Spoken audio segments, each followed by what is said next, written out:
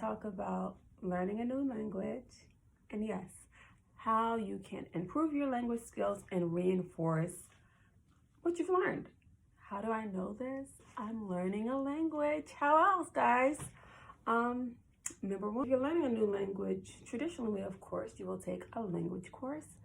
But if you're anything like me and you're trying to have a balanced work-life balance, that might not be possible. But I still want to learn a language, so that's what I'm doing. So you may rely on tools or apps like Babbel or Rosetta Stone or Lingo.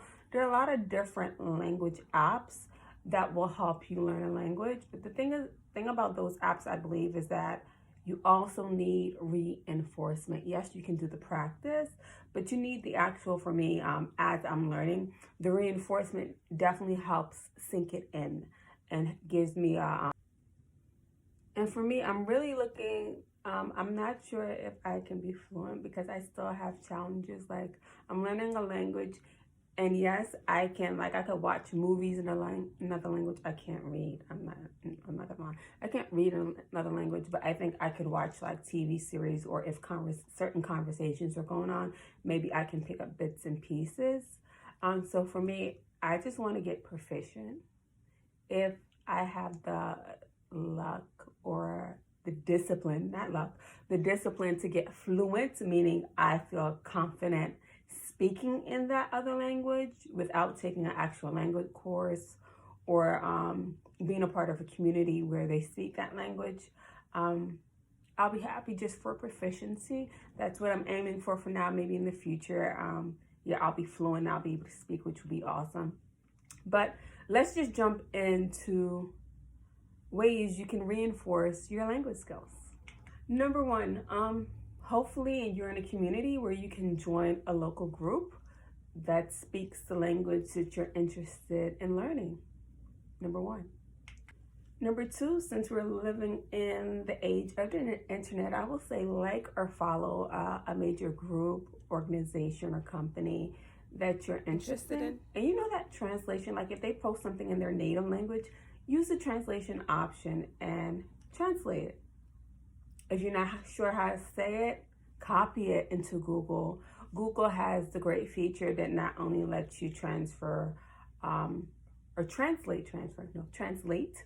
the whatever you've pasted into Google into another language, but it also has the option where you can just verbalize. You can just press the button and it will say it for you. So that's another way of getting you familiar with different phrases or texts or pronunciations that your app may not cover. Number three is you got to practice if you want to learn. You got to practice if you want to learn. Yes, you have to set aside time to actually practice and reinforce the language. 30 minutes, they say, at least 30 minutes a day kind of helps that reinforcement process. In my research, what I've recently discovered, which I think I'm definitely going to make the attempt to do, is that there are sites available, and I'll drop some of the sites that I have found in the description box below. There are sites where you can actually get an international pen pal. There are sites where it's written letters, and there are other sites where it's an online platform. And I thought I was like, when I was doing the research and I found out you could get an international pen pal, and hopefully, you know, if that connection works out, that could be a new form international relationship where you meet somebody locally. And I think that's definitely an awesome way to cross culture and learn something new, especially if the person to whom is your pen pal you actually have synergy with, and you have things in common that you can also talk with, not just to, you know, pen pal, but actually form a real relationship and some type of bond. That would be awesome. But yeah, you can get an international pen pal. And like I said, I'll drop the links below that I have found in the description box where that is possible. Number 5, music, guys. Music is, for me personally, music is super therapeutic. I could tell you stories about me and my love affair with music, but I'm going to try to stick to language skills since we have a short stint of time. But music, you can learn a song or get familiar with songs and then translate those songs into your native language and play it on repeat. This way you know it in your native language. You know it in your, like me, I know it in English, and you know it in the language that you're really trying to master over time. And I feel like that's an easy way to, music has rhythm and rhyme, and we know rhythm and rhyme sticks because that, I can't even explain it, but it just does. Something catchy always sticks. So music is a great way to reinforce or learn another language. And last but not least, we're going to use this as 6 and 7 because it's like a 2-for-1. One, you're going to watch a movie or a TV series. You know, I am a advocate of watching international TV for many, many reasons, especially when it comes to understanding or getting a glimpse in other cultures or communities. I think that international TV or watching TV outside of your culture is very informative. It is very informative and give you, it may not be literal glimpses, but it gives you ideas or fragments of different lives across the globe. And it kind of, I think, reinforces the fact that humanity, you know what I mean? We're all people on different sides of the globe, raising families, having children, having careers, attempting to build the lives that we want, and doing it in the midst of different circumstances, whether it be environment, whether it be our career path, different circumstances, different choices.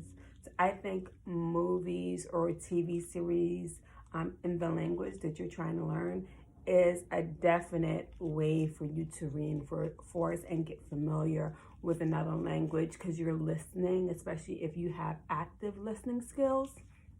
Yeah. And even you can even do something as far as sometimes I would watch a movie, right, in another language, and then I would try to repeat. Meaning I wouldn't watch, I've already watched it for my pleasure. I liked it. I loved it. I watched it for my pleasure. Now, since I like it, I love it, and I've watched it for my pleasure, and it's accessible to me, this is something I could do easily. You watch it, you watch a scene, you pause. You repeat that scene. Does that make sense? You watch a scene, you pause, you repeat that scene in the native language. If you're not sure what it means, if your program has closed captioning or subtitles in your native language and in English, you get to reinforce it both ways, meaning you can first, the active listening, what did you hear? What did you hear? What did you pick up naturally? Play it. Stop. Your native language, what did you see? Did you hear and see the same thing? Did you articulate it the same way? Stop. Now, if you're not sure of what it meant, meaning what you said, what do? You change that closed captioning or that subtitle, you change it into your native language. So for me, my native language is English. I change it into English to make sure that I understood what I repeated. Does that make sense, guys? Does that make sense? So I made sure that not only I heard it processed, I can now articulate it and say it, but also now I understand what I say. Because there's no purpose of just hearing it and repeating it and not understand or comprehend what you're actually saying. Right? Right? Good. So those are my 7 tips on learning a new language and reinforcing what you have learned. I hope you try it. I hope you like it. If you have some other suggestions, another suggestion that I didn't even throw in, maybe this should be 7, is find a friend in the community that you're trying to learn a language in, so that you can just pick the phone, you can just send a text, and you actually have a relationship. Maybe they can have you over for dinner. You can cook a meal together. Isn't that awesome? Stay connected. Till next time. Bye, guys.